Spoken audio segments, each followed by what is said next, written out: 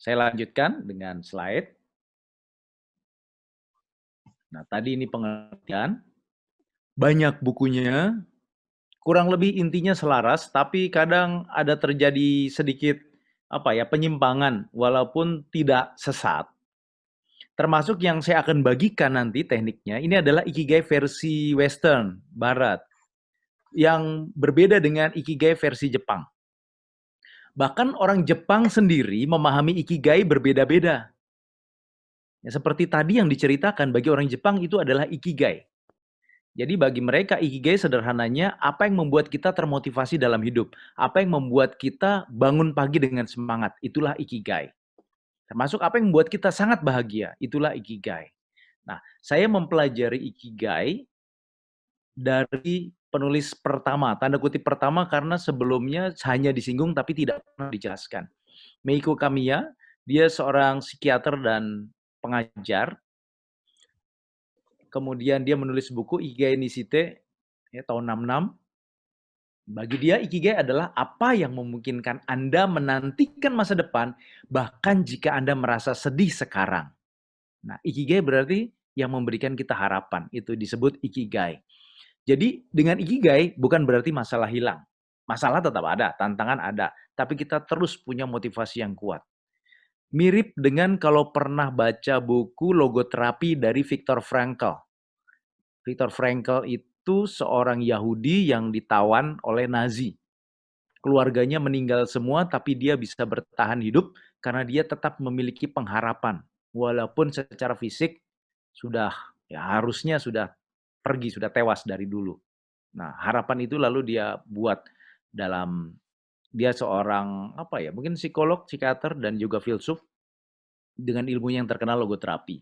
Nah, Kamiya membedakan Ikigai dan Ikigaikan. Saya tidak membahas ini karena biasanya ini saya berikan dalam minimal 2 hari sampai 3 hari dalam bentuk retreat. Ikigai itu berarti objeknya yang menurut dia past, present, and future, kemudian feeling Ikigai itu yang kita rasakan.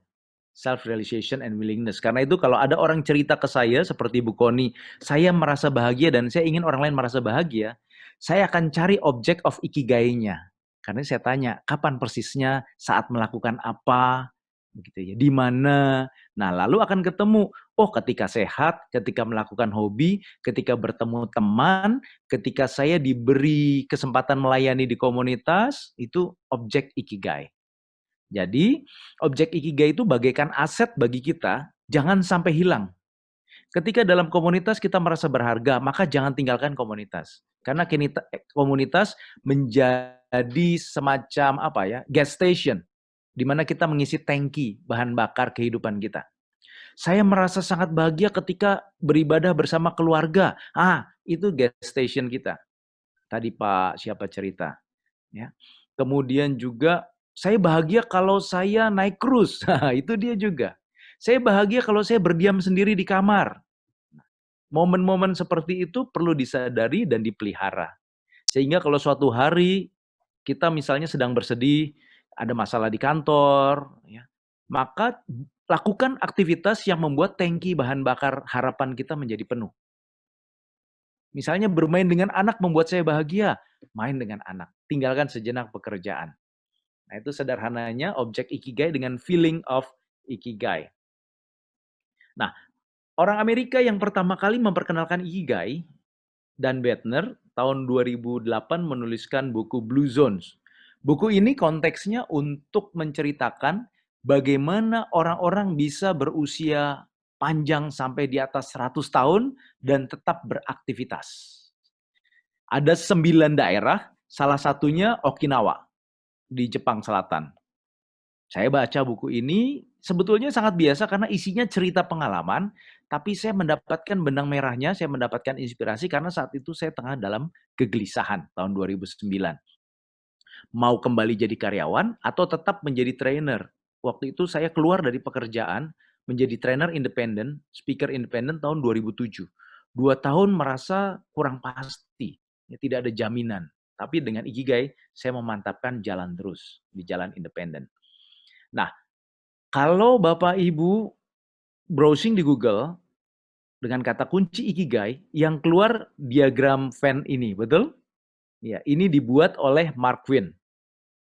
Uniknya, Mark Twain tidak mengenal Ikigai. Dia baca bukunya Dan Bettner, kemudian dia mengenal konsep ini, yang diagram Venn ini, bukan dari Ikigai. Jadi diagram ini bukan milik Ikigai. Ini milik ilmu astrologi dari Spanyol. Saya lupa namanya. Saya tidak tahu apakah pasang slide di sini atau tidak ya. Tapi itu bukan yang hal esensial. Namun ternyata kesalahpahaman ini yang membuat Ikigai menjadi sangat populer. Ikigai asli itu sangat filosofis. Ikigai ini sangat praktis. Nah, Pak Jimmy, kita bisa mulai dari sini untuk membuat goal setting yang achievable. Oh ya, ini saya masukkan. Nah, inilah yang membuat diagram Venn. Andres Susnaga, cucu naga ya. Dia seorang Spanyol, persis sama kan? Lihat, tidak ada bedanya, hanya diterjemahkan. Yang pertama mengenai purpose of life, proposito. Kalau yang di sini proposito diganti menjadi ikigai. Namun toh walau ada salah paham, hasilnya tetap bagus. Jadi ini kekeliruan yang berguna dan membuat ikigai menjadi terkenal. Saya diingatkan tentang ikigai di tahun 2018 oleh Hector Garcia dan France Miraye ini. Bukunya banyak beredar di Indonesia. Nah, itu sekilas tentang ikigai. Sekarang mau kita praktekkan secara sangat sederhana ya. Bagaimana menemukan ikigai menurut versi Barat, versi orang Spanyol tadi. Selamat bergabung, Bu Francisca Pandi. Langsung terlihat wajahnya. Tampaknya daerahnya sedang di Manado ini ya, background-nya. Ya. Oke, suara agak hilang. Oke, saya lanjut dulu ya. Mari yang bisa sambil ambil kertas, saya ajak pegang kertas dan ballpoint, pena. Saya mau ajak coret-coret sedikit. Saya juga ambil kertas. Luar biasa. Welcome, Adius, Siska. Tante Siska, suaranya belum kedengaran. Iya. Nah, begini. Ada kertas. Khususnya Pak Jimmy boleh sambil latihan. Dan yang sudah menemukan jalan hidupnya tetap bisa latihan.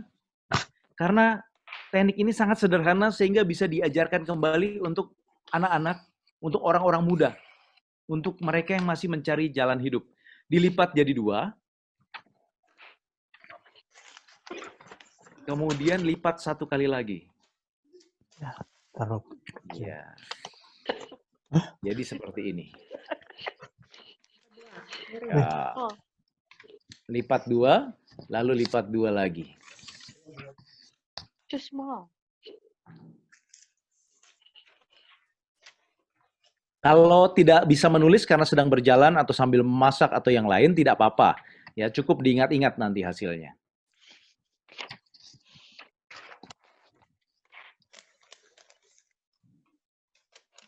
Oke, saya keluar dulu. Coba keluar dulu ya. Iya, supaya terlihat. Nah, di kertas pertama, sudah ya? Sudah dilipat?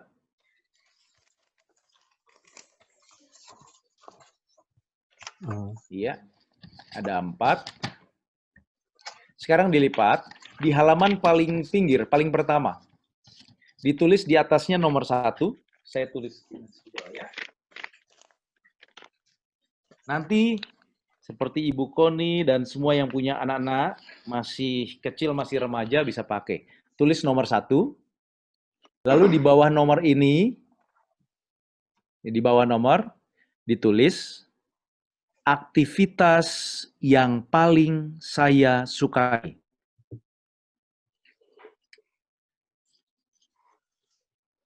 Aktivitas yang paling saya sukai. Kemudian ditulis sampai 10. Boleh tulis mulai dari tidur, makan, gitu ya, berenang, lalu semakin dalam. Mulai masuk ke hobi, dan sampai aktivitas yang mungkin bahkan sudah terlupakan. Secara cepat dan spontan, tidak usah dipikir.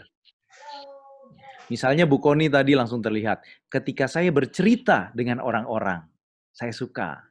Saya sharing ilmu, saya suka. Nah, ditulis.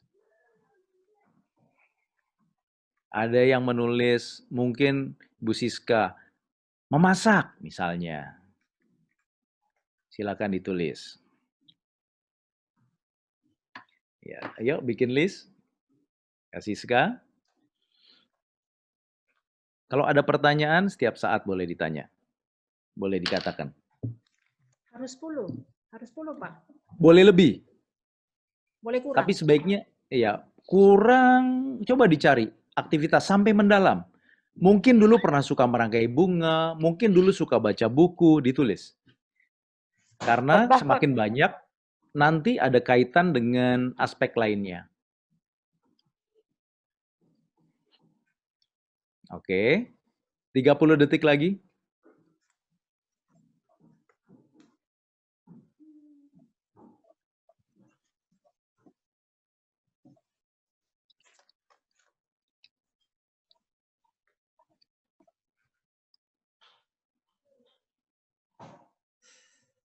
Iya, paling bagus semua buat ya. Biasanya walaupun hanya latihan, akan ada hasilnya juga.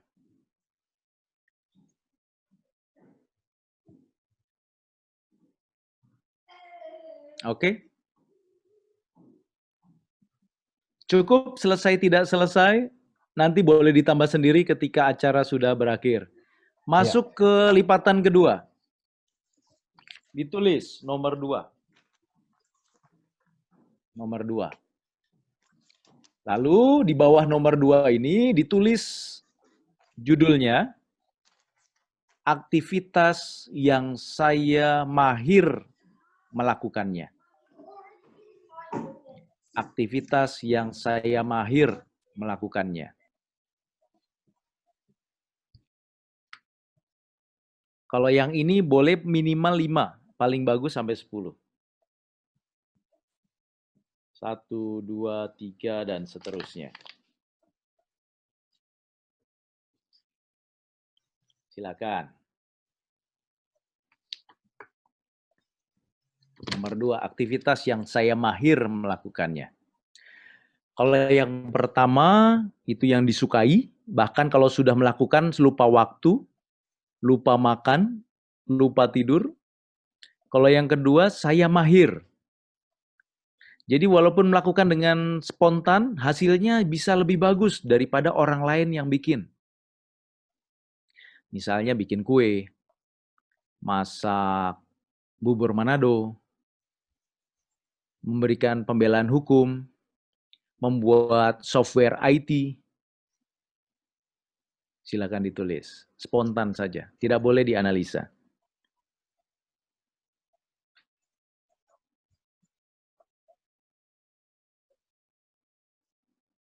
Di rumah kalau mau sambil putar musik, lagu, instrumen, silakan. Jadi instrumen tidak dari saya, supaya selera musik disesuaikan dengan minat masing-masing. Karena kalau eksplorasi ikigai, memang butuh rileks dan santai. Mau sambil duduk di sofa, silakan. Tapi jangan berbaring, nanti tertidur.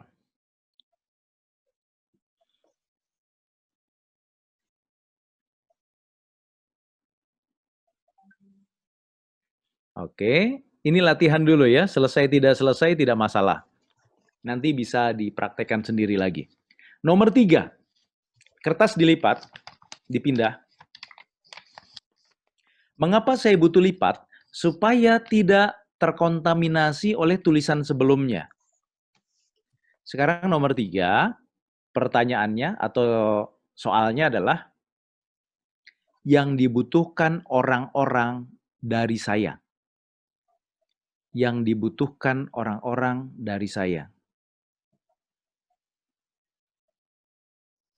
Nah, dalam hal ini, kalau teman-teman, Bapak Ibu melakukannya, orang akan berterima kasih. Tadi sempat saya singgung ketika ada yang sharing.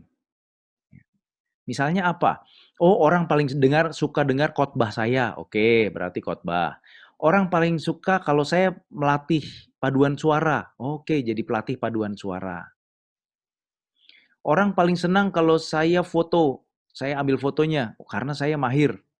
Ambil foto, boleh. Orang paling senang kalau saya kirim makanan, karena makanan saya enak. Tulis. Yang orang-orang butuhkan dan biasanya mereka akan ucapkan terima kasih. Mereka akan bersyukur. Mereka akan bahagia atas tindakan atau hasil karya tindakan Bapak Ibu. Iya. Usahakan dapat 5. Apa yang komunitas atau dunia butuhkan dari saya?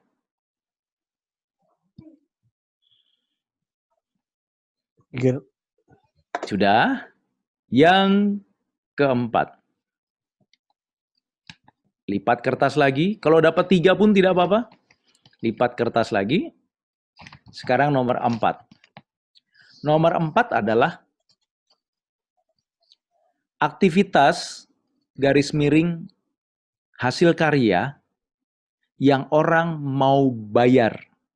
Garis miring beli dari saya. Aktivitas atau karya yang orang-orang mau bayar. Garis miring beli dari saya. Silakan tulis. Ya, pertama tentu dari pekerjaan. Yang membayarkan kantor misalnya, yang karyawan.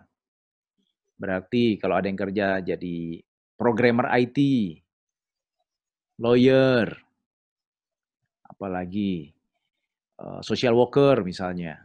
Tulis. Itu dulu, kemudian apalagi? Saya dapat tambahan income dari mana?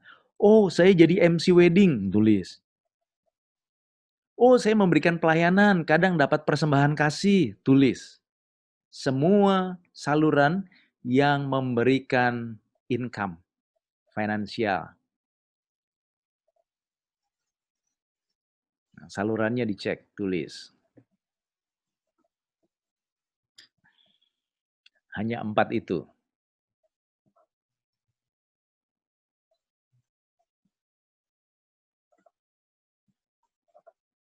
...30 detik lagi ya, sebagai latihan.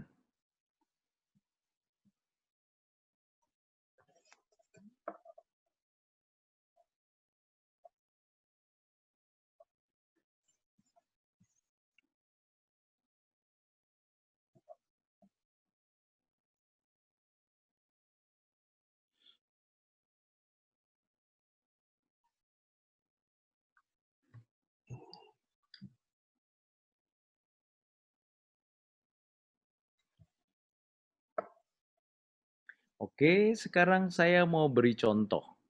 Kertasnya dibuka, dilebarkan, dibuka, dilihat keempat aspeknya. Kemudian seperti pada slide, dicari keterkaitan benang merah. Kalau perlu ditambahkan garis. Misalnya, sebentar ya. Iya. Ngerumpi, cerita pengalaman, itu ada hubungan dengan ini. Ini ke sini. Sama juga ya. Ini juga ada hubungan. Ini ada hubungan. Semua terkait. Nah, perhatikan di sini. Ini contohnya, saya ngarang saja. Ya, ada seorang staf IT. Dia senang ngerumpi, dia senang ngobrol, kemudian dia mahir kalau mempersuasi orang, dia mahir mengkoordinasi memimpin komunitas sosial. Dan orang berterima kasih kalau dikunjungi olehnya, orang gembira ketika dia bercerita humor, sungguh-sungguh dia pandai melucu. Dan kadang dia dapat order di weekend jadi MC, part-timer, entah MC untuk party, MC birthday, MC wedding, dan sebagainya. Dan kadang dia membantu komunitas gerejanya menjadi konselor. Dia pernah ikut kursus menjadi konselor. Nah, ketika dihubungkan, ternyata dengan apa yang dia suka lakukan, mahir dan orang butuhkan, ya, tidak ada hubungan semua dengan software IT, tapi hubungannya justru dengan menjadi MC dan konselor. Nah, disinilah terjadi missing link, bahwa profesi dia ternyata bisa jadi bukan yang dia suka dia lakukan, dan juga bisa jadi bukan yang mayoritas komunitas butuhkan dari dia. Bisa jadi, boleh diduga begitu. Lalu apa konsekuensinya? Saya langsung bisa duga, ketika orang seperti ini bekerja, dia pasti kalau bekerja pengen cepat pulang. Weekend, dia tidak akan mau berpikir tentang pekerjaan dia. Karena apa? Karena pekerjaannya bukan hobinya. Tapi kalau pekerjaan menjadi hobi, biar seminggu 7 hari memikirkan pekerjaan, dia tetap bahagia. Betul begitu ya?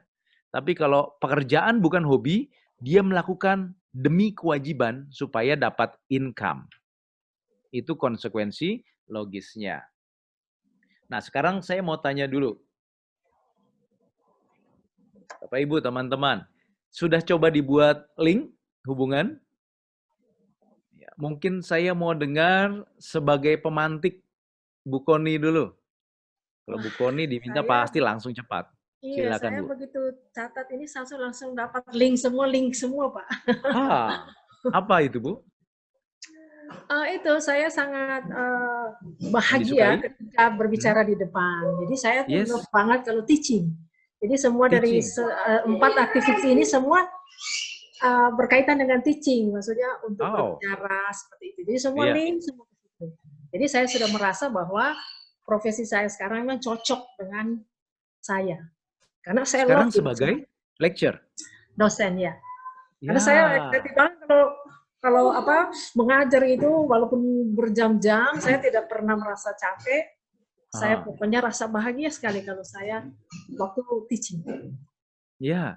Dan pastinya ketika mengajar semangat ya. Waduh, luar biasa, Pak. Antusias sekali ya. Luar biasa. Saya enggak mau stop kalau sudah teaching. Dan saya bisa menduga juga ketika di luar jam mengajar, ada mahasiswa atau ada teman yang bukan mahasiswa bertanya mengenai ilmu yang dikuasai Bu Koni dengan semangat menjelaskan. Yes, absolutely. Karena saya juga aktivitas yang bisa di luar teaching, kayak kalau di Bali saya sering MC, teman-teman semua pasti. Mungkin saya MC ataupun di gereja, mana-mana selalu saya akan seperti itu. Jadi semua link itu, Pak. Jadi sekitar poin ini saya langsung bilang, berarti ini memang semua link 1, 2, 3, 4 itu link. Iya. Nah, kata kuncinya di berbicara. Untuk mengajar, untuk jadi MC, menghidupkan suasana, dan ada unsur memimpinnya di situ. Jadi nanti suatu hari bisa digeser sedikit untuk aspek kepemimpinan. Oke, saya tidak berpikir cuman kalau belum terpikir tidak apa-apa. Kalau suatu saat tiba-tiba diarahkan ke sana, ada garis, ada benang merah. Biasanya saya juga memberikan pendampingan untuk para calon pejabat atau orang yang mau maju di politik kan. Salah satu teknik saya pakai Ikigai sangat sederhana.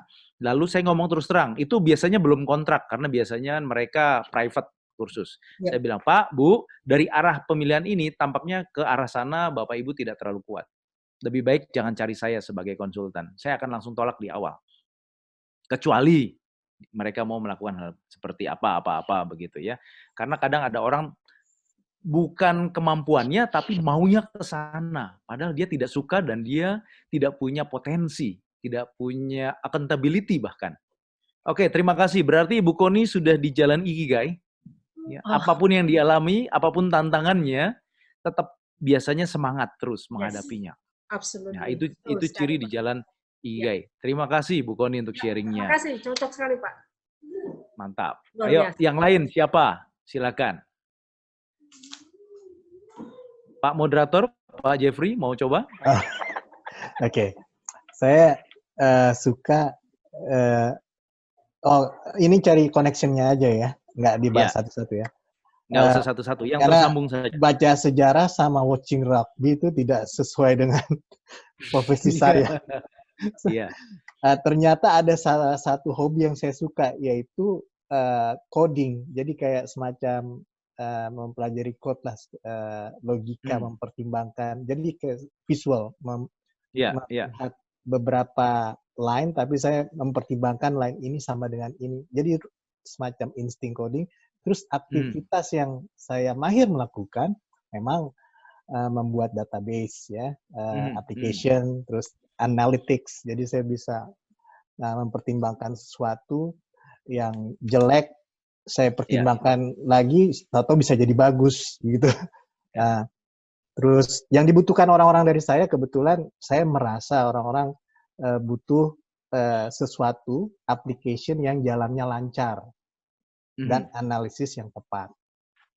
Jadi dan itu yang saya lihat karena pekerjaan aja.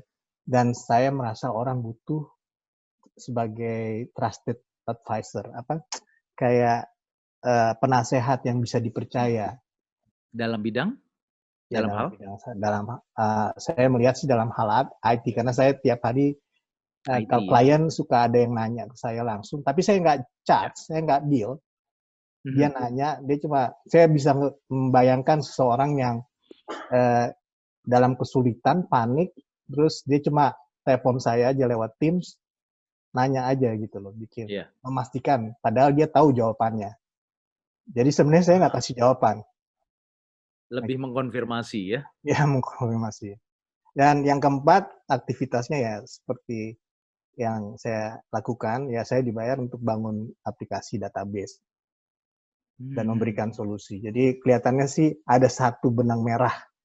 Iya. Tapi rugby, listening to music, disco, atau ini itu kayaknya nggak berkaitan. Nah, saya boleh beri rekomendasi ya, Pak Jeffrey ya. Ketika dalam suasana agak kosong, lelah, pilihlah aktivitas yang nyambung, yang disukai, nyambung dengan pekerjaan. Yaitu apa? Coding.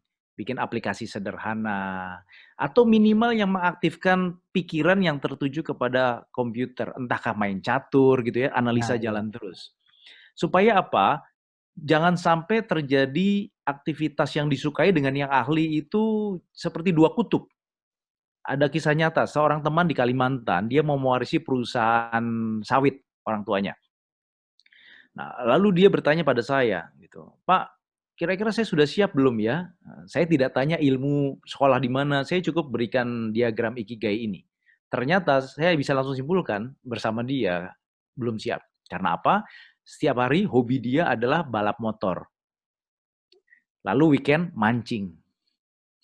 Lalu dia bekerja di sebuah bank rakyat. Lalu saya tanya, kapan kamu datang ke kebun, melihat sawit, belajar pada para ahli yang di bidang sawit? Oh, tidak pernah, saya hanya menengok sesekali. Ya langsung saya pastikan, kamu belum siap. Kalaupun dia mewarisi perusahaan orang tuanya, akan mengalami kegoncangan besar. Karena apa? Dia tidak menyiapkan diri. Saya katakan terus terang, lalu dia cukup kaget. Jadi bagaimana, apa yang perlu saya lakukan? Saya bilang, ubah semua aktivitas yang disukai, dengan kemahiran kepada di mana dia dibutuhkan dan dia dibayar. Terbukti karena dia walaupun dia kerja di sebuah bank kecil, tapi lebih banyak income-nya diperoleh dari perusahaan keluarga. Berarti kan dia dibayar oleh keluarga sebetulnya, oleh perusahaan sawit. Lalu dan dia dibutuhkan di sana. Di perusahaan keluarganya, dia anak sulung. Nah, kemudian berapa bulan setelah pertemuan itu, saya berkala datang ke Pontianak untuk mentraining. Nah, ketemu orang itu lagi di perusahaannya dia, dan dia cerita, Pak, sekarang saya sudah pegang perusahaan keluarga. Padahal ayahnya masih aktif gitu ya. Karena apa? Dia ikut berbagai komunitas sawit, dia belajar. Nah, itu teknik penyelarasan. Ketika hobi dengan keahlian bertolak belakang, maka akan terjadi perebutan waktu. Dan cirinya apa? Bekerja dengan bersantai dipisah jauh. Urusan kantor dengan urusan keluarga dibedakan. Padahal bisa jadi ada benang merah ketika apa yang kita lakukan sungguh-sungguh kita sukai. Ya tadi contoh sebelumnya sudah Ibu Koni begitu ya. Biarpun di rumah ada orang tanya tentang hukum, biasanya langsung jawab. Gitu. Tapi ada teman saya yang lain, mantan bos saya, kalau Sabtu Minggu tidak mau diganggu oleh percakapan tentang kantor. Saya pernah tanya sebagai manajer muda waktu itu, Pak, kalau begini gimana kasusnya? Udah, sekarang hari Sabtu, kamu jangan ngomong, hari Senin kita bahas. Saya nggak mau ngomong hal kantor di hari libur. Artinya apa? Pekerjaan dia, tempat dia mendapatkan income, bukanlah aktivitas hobi dia. Cirinya begitu. Walaupun perform, walaupun bagus, tapi tidak ada balancing, tidak ada harmoni. Nah, itu contoh. Baik, terima kasih Pak Jeffrey. Ada yang lain mau sharing, silakan. Saya tidak usah tunjuk. Boleh saya, Pak? Oke.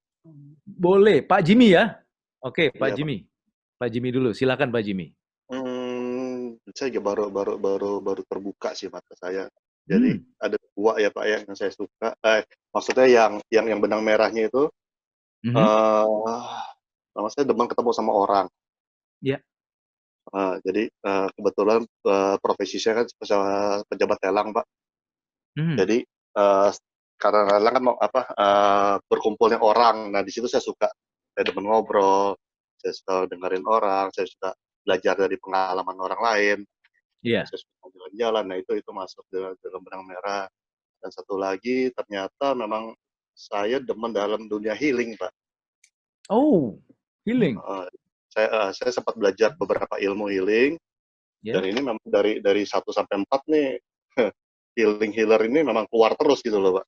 Wah. Cuma kendalanya saya punya semacam kayak apa ya bilangnya ya, punya standarisasi sendiri gitu loh Pak. Itu yang teman-teman selalu nasihati saya. Jadi kalau standar saya guru itu sebagai guru tuh harus demikian, tapi kalau dia melenceng dia akan kontra sama saya gitu loh Pak. Nah itu yang jadi masalah. Jadi standar tinggi ya, perfeksionis. Ya, jadi saya bisa dibilang kalau guru ini melenceng sedikit dari yang tidak sesuai sama standarisasi saya, minimal saya tanya. Iya. Ya, saya nggak diem. Jadi kan kalau orang pada bilang guru sesalah apapun tetap guru. Cuma kalau buat saya, ya kalau standar saya ini guru ini melenceng, ya saya minimal saya tanya. Tapi kebanyakan guru kan nggak mau ditanya secara mendetail gitu loh Pak. Iya. Yang terjadi akhirnya jadi konflik. Gitu sih Pak. Oke. Pak Jimmy, ya, proses sharingnya dari ke dalam keluar.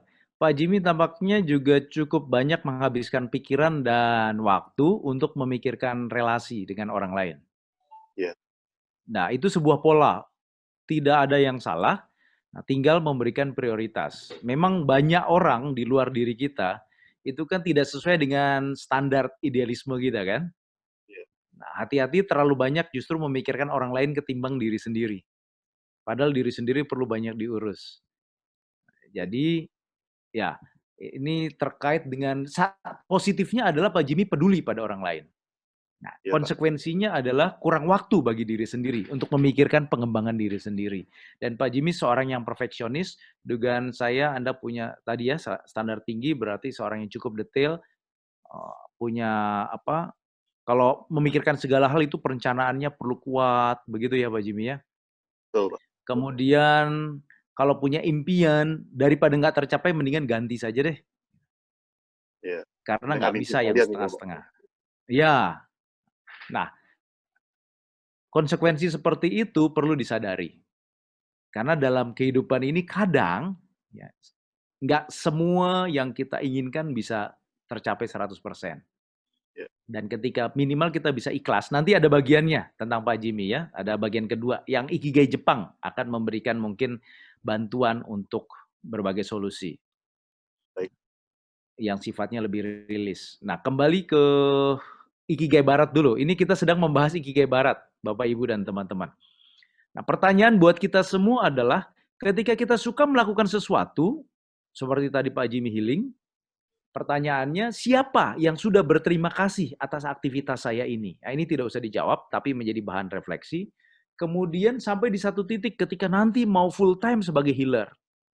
Pertanyaan yang terakhir, apakah saya bisa hidup secara ekonomi, secara finansial? Siapa yang akan membayar saya?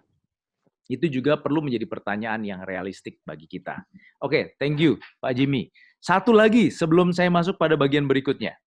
Saya ya, kalau Pak, mau ada yang bertanya juga boleh. Siapa? Saya share ya. Bu Sania. Oke, silakan. Ya. Kalau saya, jadi aktivitas yang memang saya sukai yang membuat saya bisa nggak makan dan nggak tidur berhari-hari. Ada dua sih paling dominan. Yang satunya kalau saya bisa reading, tapi bacaan saya sih bukan yang berat-berat. Kebanyakan sih yang fiction. Jadi cerita ya kayak novel-novel gitulah bisa saya baca seharian. Kedua, kalau saya bisa bikin melukis lagi, kalau saya bisa. Untuk sementara ini saya nggak bisa lagi, karena kalau melukis memang biar seminggu saya nggak mandi-mandi, nggak apa-apa. Saya bisa duduk di situ. Saya bisa duduk di situ, karena saya sudah coba emang sebelum punya anak, saya coba, walaupun saya self-taught, tapi saya coba melukis. Oh my God, udah dari pagi sampai besok paginya lagi, nggak tidur-tidur, nggak berdiri, nggak apa-apa. Wow. Tapi kayaknya itu nggak mungkin sih kalau saat ini, karena saya pikir nggak mungkin kalau punya keluarga. Karena anak-anak kan yang pasti diurusin. Nah, yang kedua, terus ada keinginan yang lain, tapi kayaknya itu sih yang paling saya suka dalam, kalau saya bisa, saya hanya bisa baca dan melukis. Terus kedua, aktivitas yang saya mahir yaitu melukis. Walaupun saya pikir mahir, tapi mungkin nggak standar artis big thing, but I like it. So saya pikir saya mahir di situ. Terus kedua, saya bisa jahit lah, masak untuk keluarga. Dan yang terakhir, saya bisa mahir karena saya senang mungkin melukis. Jadi dekorasi, tinggal belakangan ini dekorasi jadi bagian dari saya mahir sedikit. Dan yang ketiga, juga saya mahir dengan as a community carer. Jadi saya belajar sih itu di sekolah, jadi saya mahir. Yang ketiga yang dibutuhkan orang dari saya yaitu caring for others, jadi sebagai community carer.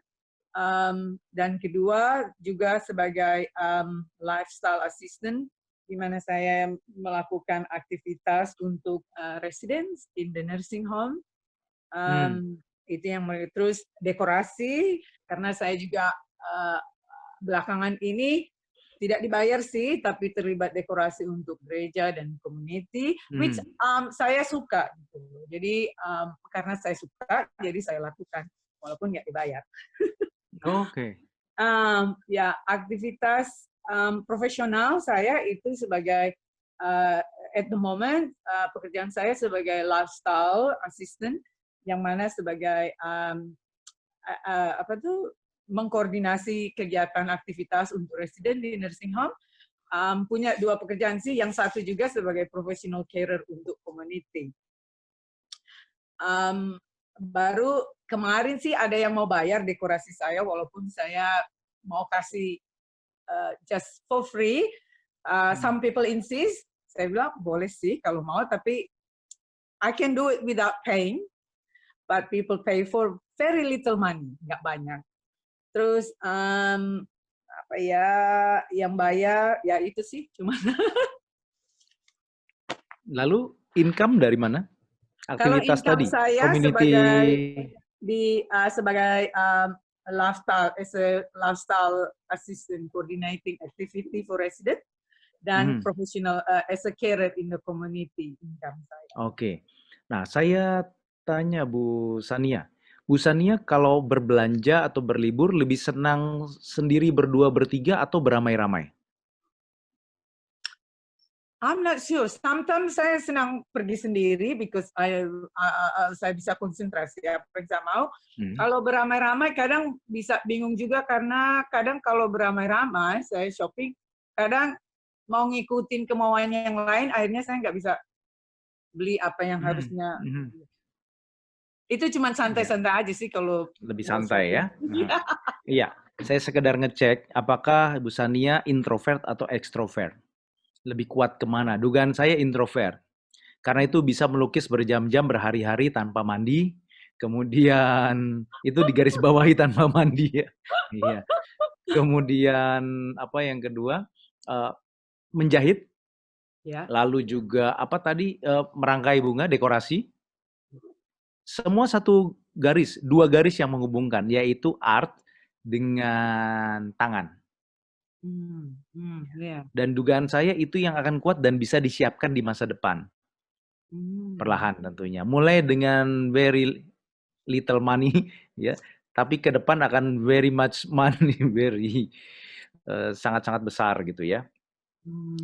Sama seperti saya merintis karir saya pun dulu mulai dari sosial, dari gereja-gereja, nggak dibayar, hanya ratusan ribu. Program yang kurang lebih sama, sekarang bisa 100 kali lipatnya ketika untuk perusahaan multinasional. Begitu. Karena punya jam terbang yang sama. Dirintis dari sifatnya sosial. Jadi saya mulai belajar mentraining itu tahun 2000. Sambil saya mengajar confidence saya, melatih confidence, saya mulai ikut-ikutan kepada para pembicara, jadi asisten dan sebagainya. Dugaan saya arah Bu Sania tadi, seni dan kerajinan tangan.